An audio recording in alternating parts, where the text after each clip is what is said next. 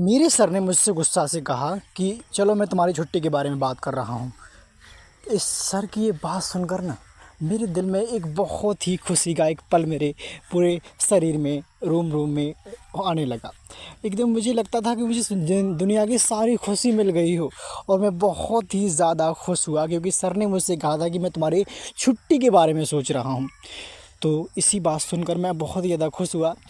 तो मैं वहाँ से आगे चलने लगा।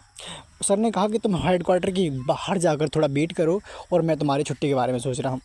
लेकिन मुझे थोड़ी उम्मीद थोड़ी कम लग रही थी क्योंकि युद्ध चल रहा था। लेकिन कुछ देर बाद देखा कि सर वहाँ से बाहर निकल के आ रहे थे हेडक्वार्टर से, और उनके हाथ में एक सफ़ेद रंग का एक कागज़ का टुकड़ा था। मेरे ख्याल से मेरी छुट्टी का एप्लीकेशन लग रहा था।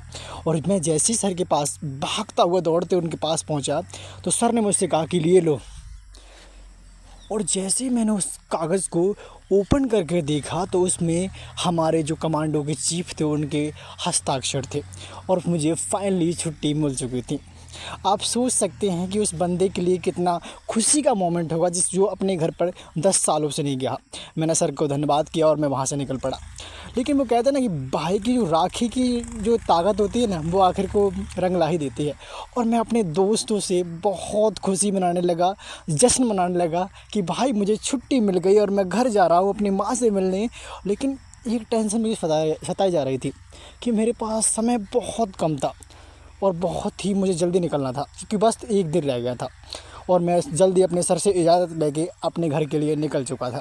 लेकिन मैंने सोचा कि मेरी बहन जिसे मैं अपनी कलाई में राखी बंधवाऊँगा, जिसे मैं अपने घर पर 10 साल की छोड़कर आया था, मेरी छोटी सी बहन, मैं उसके लिए कौन सा गिफ्ट लेके जाऊँ, मैं ये सोच रहा था। लेकिन मेरे दोस्त ने मुझसे कहा कि भाई अपनी बहन को एक ऐसा अनोखा गिफ्ट देना उसे जो अपनी ज़िंदगी में वो कभी नहीं भूल पाए। और मैं वहाँ से जल्दी निकला। लेकिन मैं क्या करूं, युद्ध के कारण मेरी जो छुट्टी थी वो बहुत ही ज़्यादा लेट हो गई थी। लेकिन मैं वहाँ से अपने बैग पैक करके और मैं हेडक्वार्टर से वहाँ से अपने घर के लिए निकल चुका। और जैसे ही मैं अपने वहाँ से निकला, वो कहते हैं ना कि कहानी में एक नया पॉइंट आ गया, एक नया मोड़ आ गया कहानी में। क्योंकि मैं अपनी बहन को जहाँ से गिफ्ट लेकर जाने वाला था वो दुकान बंद हो चुकी थी। लेकिन मैं वहाँ से मैंने सोचा कोई नहीं, आगे चलकर मैं कोई नया सा गिफ्ट ख़रीद लूँगा अपनी बहन के लिए। और मैं वहाँ से जल्दी अपने घर की खुशी में वहाँ से बहुत जल्दी निकला। तो लेकिन वो कहते हैं ना, जब हम कि बहुत जल्दी करते हैं ना तो कुछ ना कुछ हमारी लाइफ में गड़बड़ हो जाता है। और सडनली मुझे हेडक्वार्टर से फ़ोन आता है और कहते हैं कि तुम्हारी छुट्टी कैंसिल हो गई। ये बात सुनकर मुझे बहुत ही ज़्यादा मैं मायूस हो गया और मैं रोने लगा। मैं कहने लगा कि यार 10 साल बाद तो मैं घर जाने वाला था और फिर मेरी छुट्टी कैंसिल हो गई।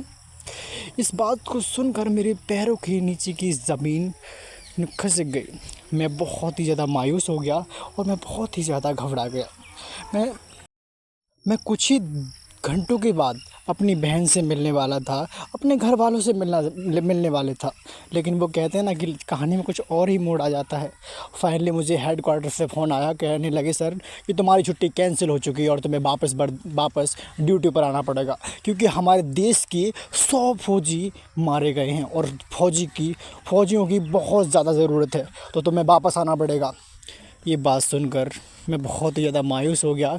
लेकिन वो कहते हैं ना कि देश पहले। अगर ये कहानी आपको थोड़ी सी भी अच्छी लगती हो तो इस चैनल को सब्सक्राइब कीजिए। आगे मैं इसके और जो इसके पार्ट हैं वो आपके लिए लेकर आऊँगा।